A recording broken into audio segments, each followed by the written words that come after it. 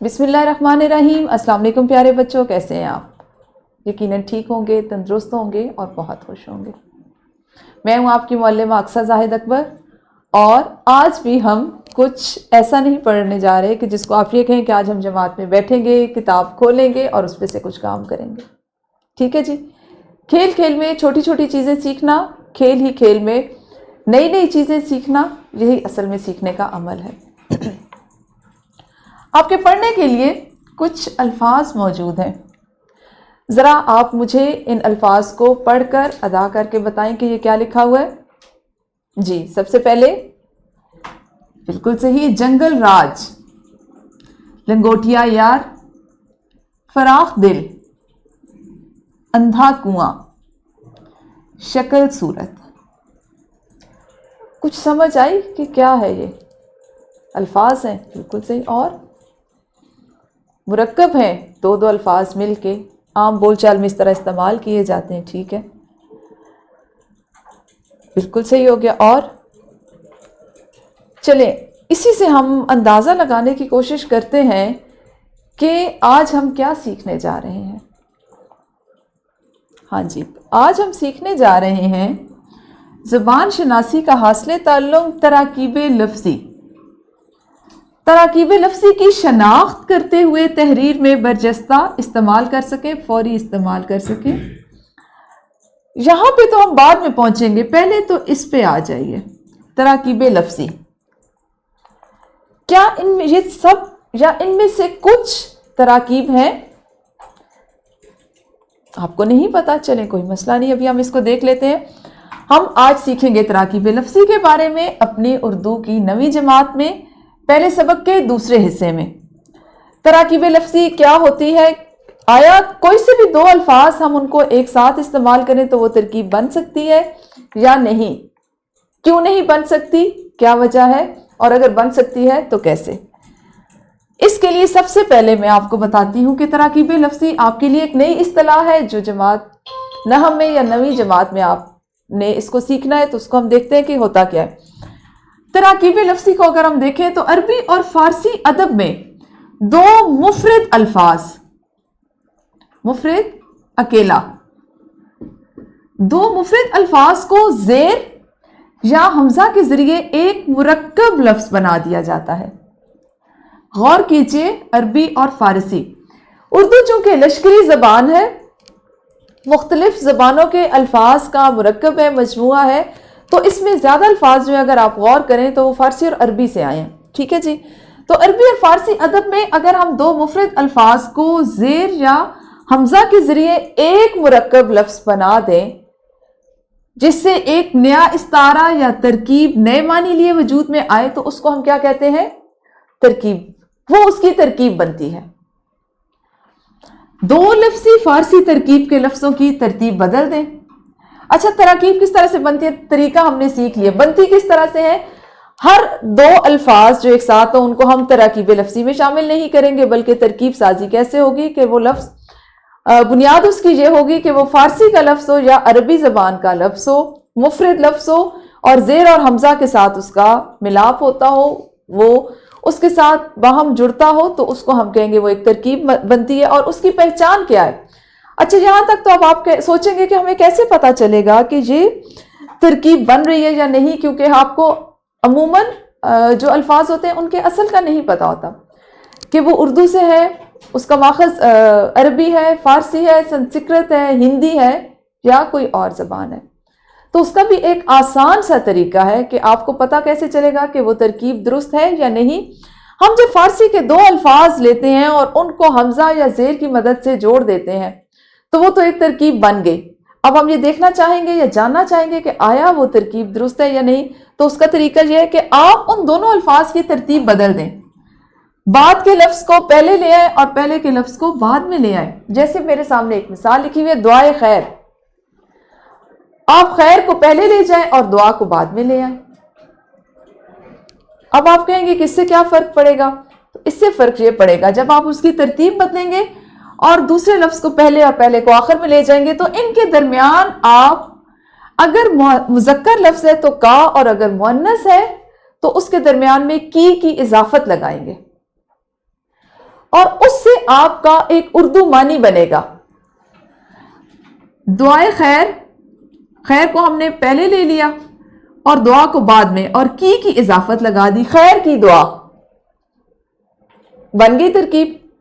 یہ اس کو جانچنے کا ایک پیمانہ ہے، یہ اس کی جانچ کا ایک پیمانہ ہے. اسی طرح شب غم، غم کو پہلے لے جاتے ہیں اور شب کو بعد میں. اب یہ تعین کر لیں کہ ان میں سے آیا یہ مذکر الفاظ ہیں یا مؤنث، اور اس میں آپ کی اضافت کریں. غم کی شب، شب کا معنی رات ہو جائے گا تو غم کی رات.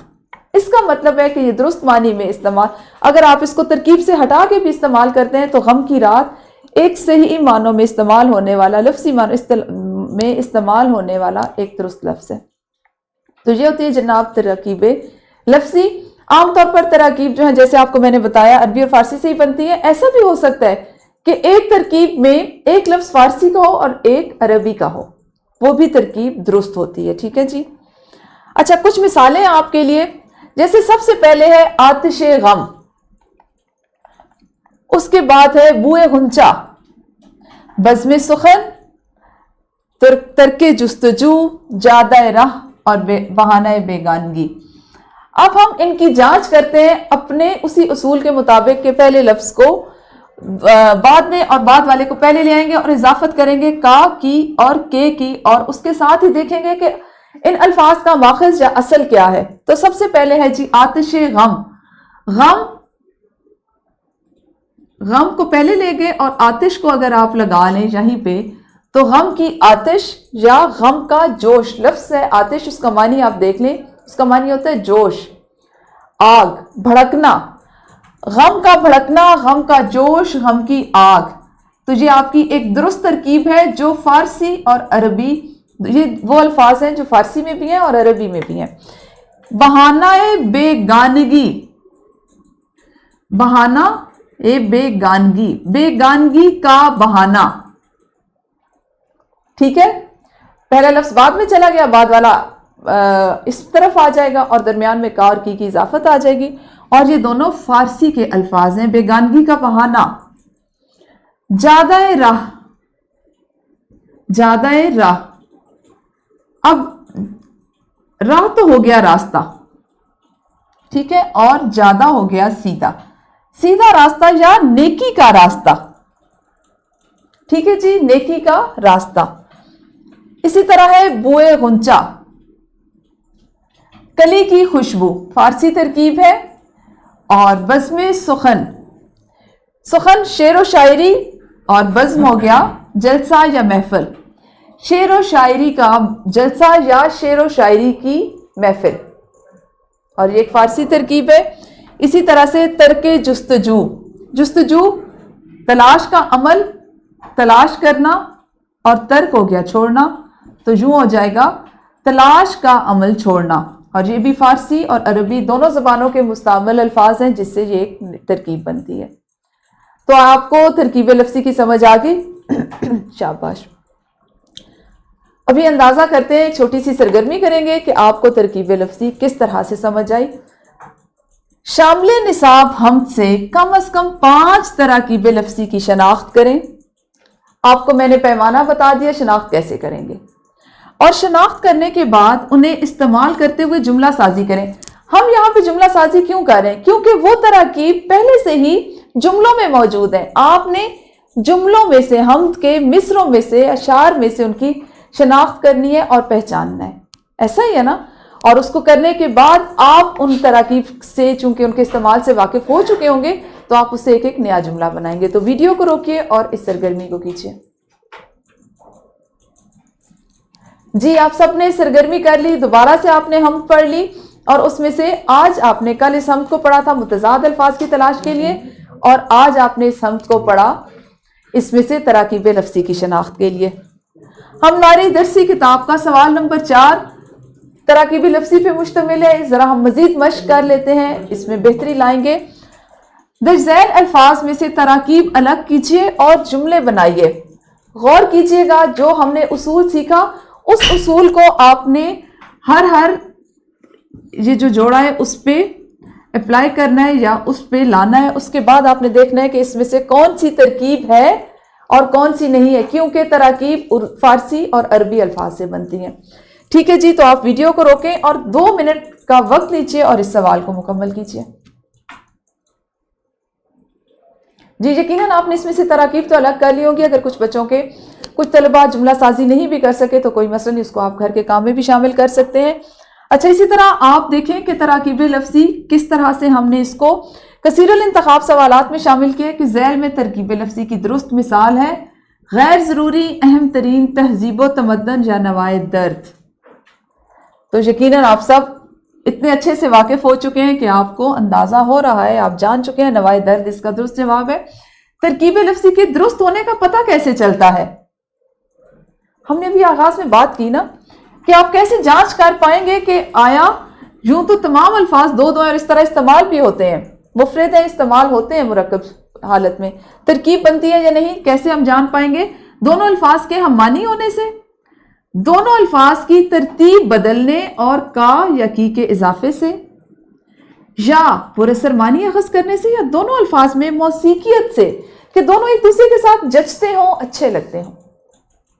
بالکل صحیح، دونوں الفاظ کی ترتیب بدلنے اور ان میں کا یا کی اضافت سے۔ تو یہ تھا جناب ہمارا آج کا موضوع تراکیب لفظی۔ یقیناً آپ اس کو اچھے سے سمجھ پائے ہوں گے، اور اب اگر آپ کو میں کوئی سا بھی ایک اور، جس طرح ابھی ہم نے یہاں پہ جو سوال شامل کیا یہ ہماری ہم سے نہیں تھا بلکہ اس کی مشق کے لیے آپ کو ویسے تراکیب اور کچھ الفاظ دیے تھے تاکہ آپ پہچان کر سکیں، تو اگر آپ کو یہاں پہ اس کی مزید اس کی مشق کے لیے آپ کو کوئی ایک ورک شیٹ ایسی دی جائے یا آپ کو ایک پیراگراف دیا جائے تو آپ اس میں سے تراکیب الگ کر سکیں گے۔ تو انشاءاللہ اس سبق کو آپ نے گھر جا کے بھی دہرانا ہے۔ کل ملیں گے اسی سبق کے اگلے حصے کے ساتھ، اس وقت تک اپنا خیال رکھیے۔ اللہ حافظ، شکریہ۔